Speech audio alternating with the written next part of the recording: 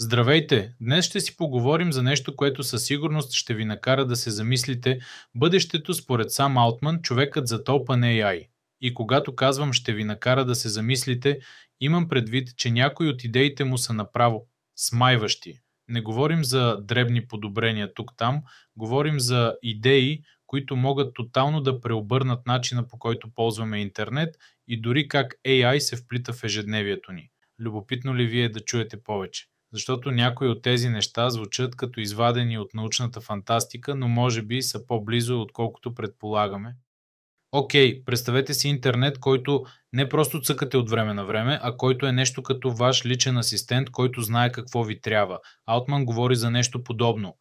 Like a new protocol on the level of HTTP for the future of the internet, where things get federated and broken down into like much smaller components, and agents are like constantly exposing and using different tools, and authentication, payment, data transfer, it's all like built in at this level that everybody trusts, everything can talk to everything.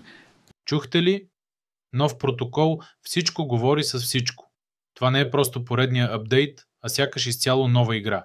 И каква е ролята на OpenAI тук? Те не искат да са просто още един AI чатбот. I mean, I think the way to model us is we want to be people's like core AI subscription and way to use that thing. Some of that will be like what you do inside of ChatGPT. We'll have a couple of other kind of like really key parts of that subscription. But mostly, we will hopefully build this smarter and smarter model. We'll have these surfaces like future devices, future things that are sort of similar to operating systems, whatever. Основният AI абонамент. Бъдещи устройства, подобни на операционни системи. Представете ли си AI да е нещо като Android? Алтман дори казва, че младите хора вече ползват ChatGPT по този начин.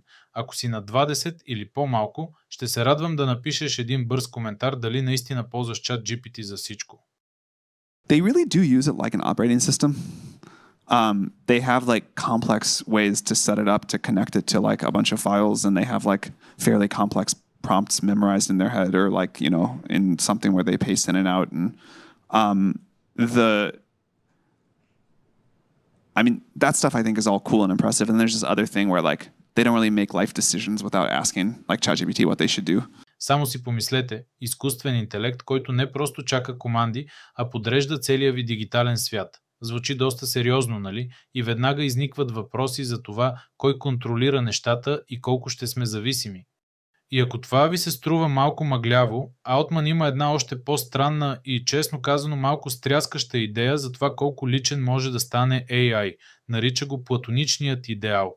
I mean, in some sense, I think the like Platonic ideal state is a very tiny reasoning model with a trillion tokens of context that you put your whole life into. The model never retrains, the weights never customized, but that thing can like reason across your whole context and do it efficiently. And every conversation you've ever had in your life, every book you've ever read, every email you've ever read, everything you've ever looked at is in there, plus connected to all your data from other sources. Трилион токена контекст, влагаш целия си живот, всеки разговор, всяка книга, всеки имейл. Представете ли си? Да знае абсолютно всичко за вас. Не просто помощник, а почти ваш дигитален клонинг, който мисли на базата на всичко, което сте преживели. От една страна това може да е супер полезно. От друга, какво става с личното ни пространство? Как мислите, това към добро ли е? Или малко плашещо? Пишете долу в коментарите. Добре, тогава тази идея за AI, който знае всичко за нас, води до следващия интересен момент – как ще ползваме всички останали сайтове и приложения. Алтман има идея и за това. I really hope that all of this merges into one thing. Like, you should be able to sign in with OpenAI to other services. Other services should have an incredible SDK to like take over the ChatGPT UI at some point. Sign in with OpenAI. Нещо като универсален ключ към вашия личен AI, който може да се свързва и дори да превзема интерфейса на други програми. А какво ще стане с програмите, които ползваме сега, ако AI може да създава цели нови приложения на момента? Вижте. Now, if you ask ChatGPT a response, you get text back, maybe you get an image. You would like to get a whole program back. You would like custom rendered code for every response, or at least I would. Вместо просто текст, получаваш цяла готова програма. Това е свят, в който софтуерът се прави на момента специално за теб. Това определено е нещо голямо за всеки, който прави или ползва софтуер. Дали програмите, които купуваме или ползваме ежедневно, ще изчезнат? Разбира се, като имаш такива големи планове, веднага идва въпросът за конкуренцията. Ако OpenAI иска да е главния AI, какво ще правят останалите? И тук Altman си признава, че още не са измислили как точно ще стане това с тяхното API, разбирай платформа, но работят по въпроса. We have not yet figured out exactly, I think, what the sort of API or SDK or whatever you want to call it is to like really be our platform, but we will. It may take us a few tries, but we will. Това си е класическият риск, когато една компания стане много голяма. А за големите утвърдени фирми, Altman е доста откровен, често са прекалено бавни. There's nothing to me surprising about it. The thing that they're getting wrong is the same thing they always get wrong, which is like people get incredibly stuck in their ways, organizations get incredibly stuck in their ways. If things are changing a lot every quarter or two, and you have like an information security council that meets once a year to decide what applications you're going to allow and what it means to like put data into a system, like it's so painful to watch what happens here. But like, this is creative destruction. This is why startups win. Креативна деструкция звучи сериозно, но може би точно така се раждат големите иновации. Въпросът не е просто да правим по-бързо старите неща, а да се запитаме какво не можехме да направим преди, а AI ни дава шанс да го направим сега. И за да не са само празни приказки, Altman дава и една доста смела прогноза кога можем да очакваме тези неща. At a higher level of detail, I kind of think 2025 will be a year of sort of agents doing work. Coding in particular, I would expect to be a dominant category. I think there'll be a few others too. Next year is a year where I would expect more like a sort of AIs discovering new stuff, and maybe we have AIs make some very large scientific discoveries or assist humans in doing that. And I am kind of a believer that most of the sort of real sustainable economic growth in human history comes from, once you've like kind of spread out and colonized the earth, most of it comes from just better scientific knowledge and then implementing that for the world. And then 27, I would guess, is the year where like that all moves from the sort of intellectual realm to the physical world, and robots go from a curiosity to like a serious economic creator of value.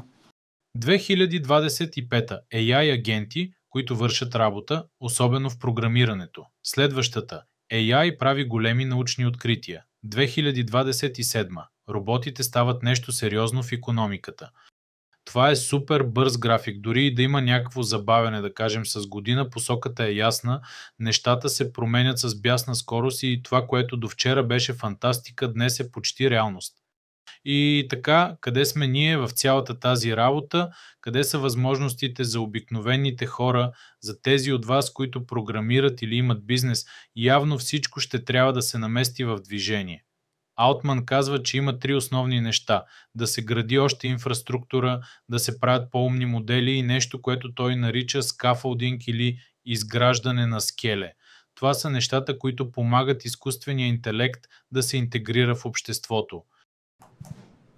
I mean, in some sense, the value will continue to come from really 3 things, like building out more infrastructure, smarter models, and building the kind of scaffolding to integrate this stuff into society. And if you push on those, I think the rest will sort itself out. Точно това скеле ми се струва като супер интересно място в момента. Неща като управление на паметта на AI, сигурност, инструменти, които помагат на тези сложни модели да работят добре и безопасно в реалния свят. Тук има голямо поле за развитие и нови идеи.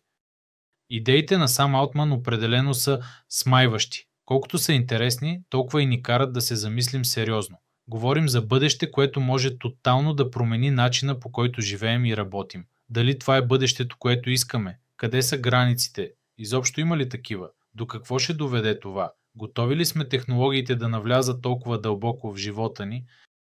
Това не са лесни въпроси, но е важно да си ги задаваме. Кажете ми вие какво мислите. Кое от тези неща ви звучи най-реално? Кое ви притеснява? Кое ви кара да се вълнувате? Споделете долу в коментарите. Наистина е интересно да чуем различни мнения.